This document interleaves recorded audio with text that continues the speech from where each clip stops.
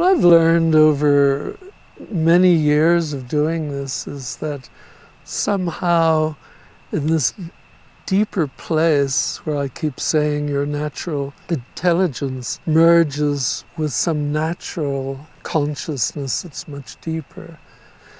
Science, since Carl Jung has posed that there is such a collective consciousness, and scientists, cognitive scientists, are beginning to explore this and take it more seriously. It's still early days.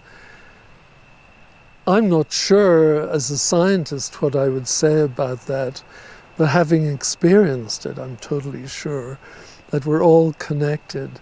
And as you relax and let go of all these concerns when you're out in nature and you're just being with nature and opening to nature, you find you just let go and you automatically connect. We are connected also to the planet, to the stars, etc.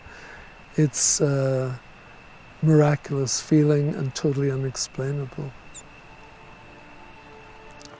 Okay.